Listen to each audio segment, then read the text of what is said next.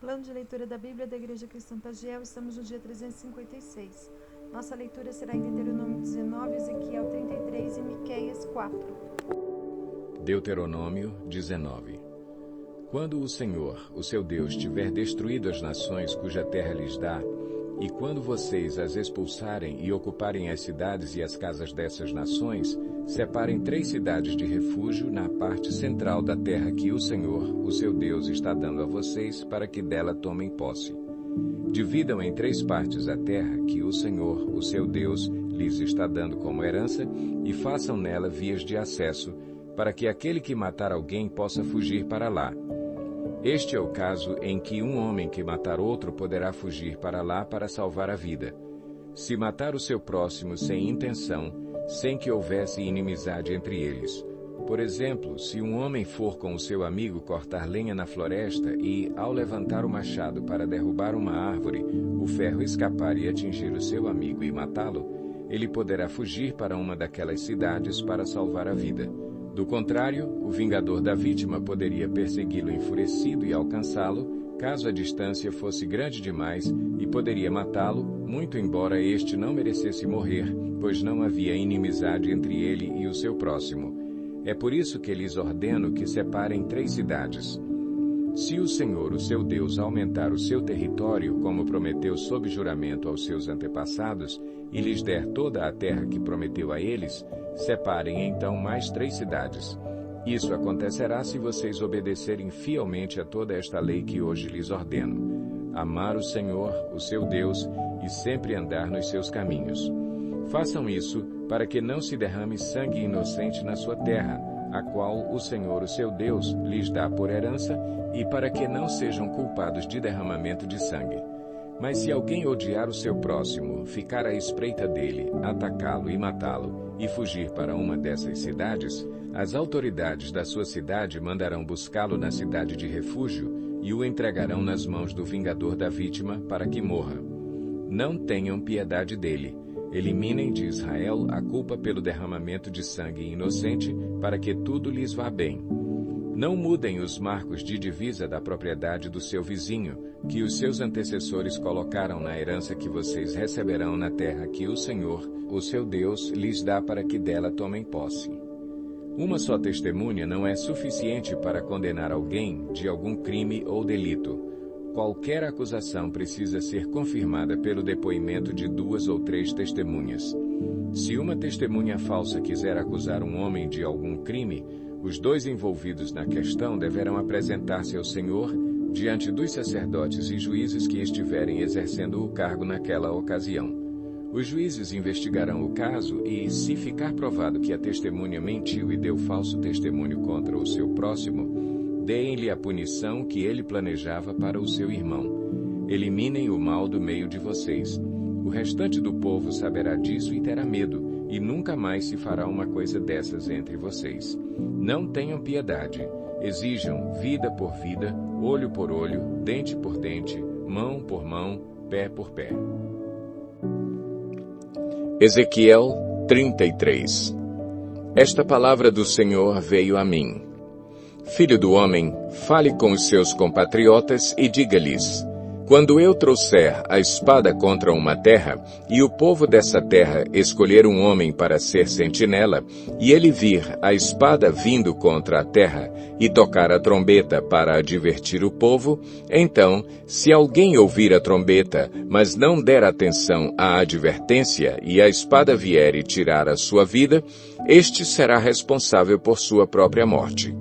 Uma vez que ele ouviu o som da trombeta, mas não deu atenção à advertência, será responsável por sua morte. Se ele desse atenção à advertência, se livraria. Mas se a sentinela vir chegar a espada e não tocar a trombeta para advertir o povo, e a espada vier e tirar a vida de um deles, aquele homem morrerá por causa de sua iniquidade. Mas considerarei a sentinela responsável pela morte daquele homem. Filho do homem, eu fiz de você uma sentinela para a nação de Israel. Por isso, ouça a minha palavra e advirta-os em meu nome. Quando eu disser ao ímpio que é certo que ele morrerá, e você não falar para dissuadi-lo de seus caminhos, aquele ímpio morrerá por sua iniquidade, mas eu considerarei você responsável pela morte dele. Entretanto, se você de fato advertir o ímpio para que se desvie dos seus caminhos e ele não se desviar, ele morrerá por sua iniquidade e você estará livre da sua responsabilidade. Filho do homem, diga à nação de Israel: é isto que vocês estão dizendo. Nossas ofensas e pecados são um peso sobre nós e estamos desfalecendo por causa deles. Como então poderemos viver? Diga-lhes: juro pela minha vida, palavra do soberano, o Senhor, que não tenho prazer na morte dos ímpios, antes tenho prazer em que eles se desviem dos seus caminhos e vivam. Voltem-se dos seus maus caminhos, porque o seu povo haveria de morrer, ó nação de Israel. Por isso, filho do homem, diga aos seus compatriotas: a retidão do justo não o livrará se ele se voltar para a desobediência, e a maldade do ímpio não o fará cair se ele se desviar dela. E se o justo pecar, não viverá por causa de sua justiça. Se eu garantir ao justo que ele irá viver, mas ele, confiando em sua justiça, fizer o mal, de suas ações justas nada será lembrado, ele morrerá por causa do mal que fez. E, se você disser ao ímpio, certamente você morrerá, mas ele se desviar do seu pecado e fizer o que é justo e certo, se ele devolver o que apanhou como penhor de um empréstimo, se devolver o que roubou, se agir segundo os decretos que dão vida e não fizer mal algum, é certo que viverá, não morrerá.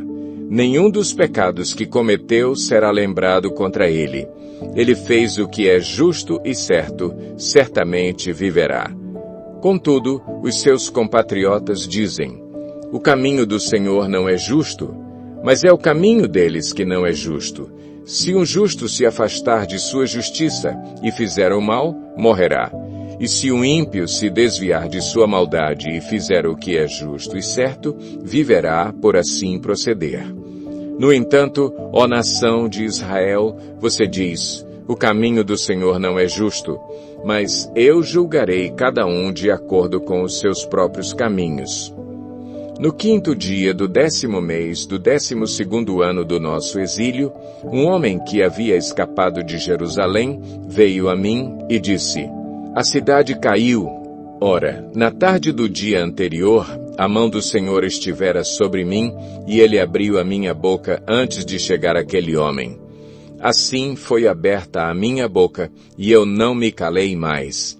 Então me veio esta palavra do Senhor: Filho do homem, o povo que vive naquelas ruínas em Israel está dizendo: Abraão era apenas um único homem, e contudo possuiu a terra.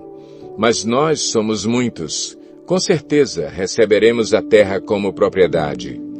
Então diga a eles: assim diz o soberano, o Senhor: uma vez que vocês comem carne com sangue, voltam-se para os seus ídolos e derramam sangue, como deveriam possuir a terra?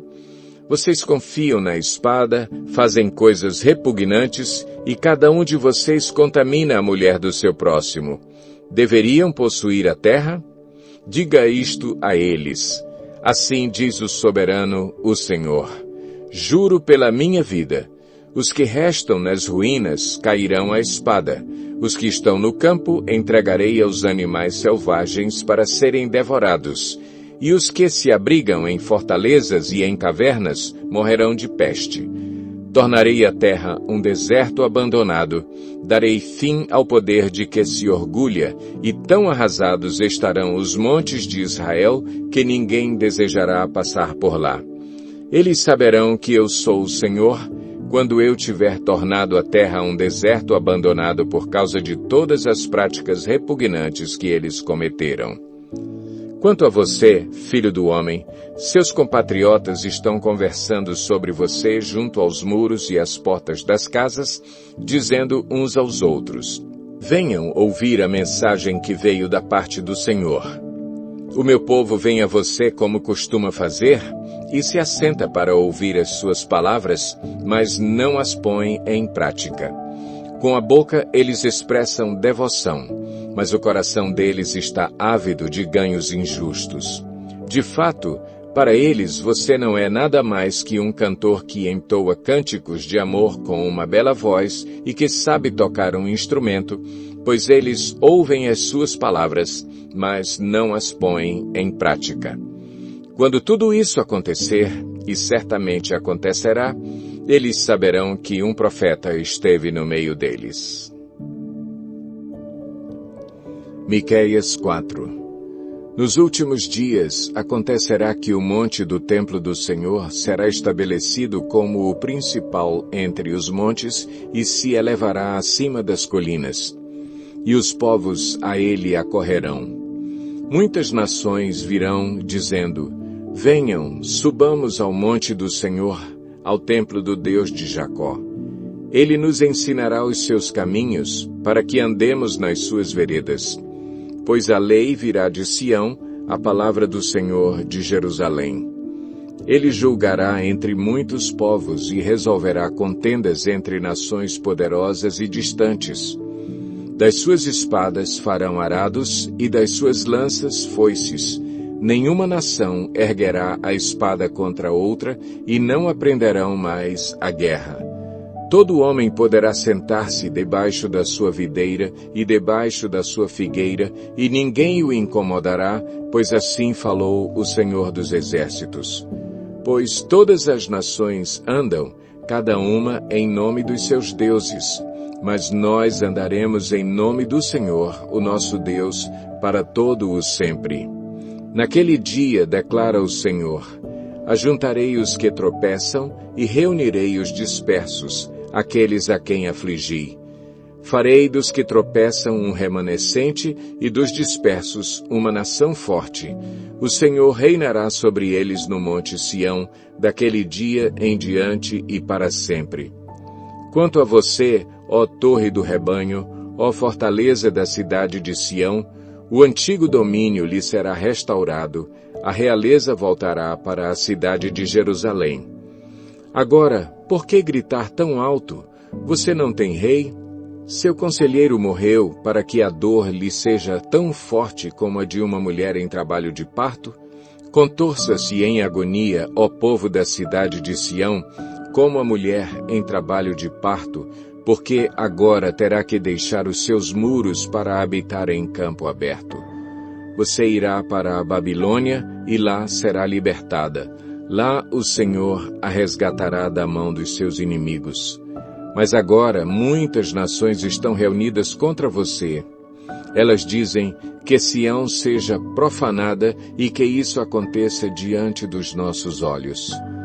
Mas elas não conhecem os pensamentos do Senhor, não compreendem o plano daquele que as ajunta como feixes para a eira.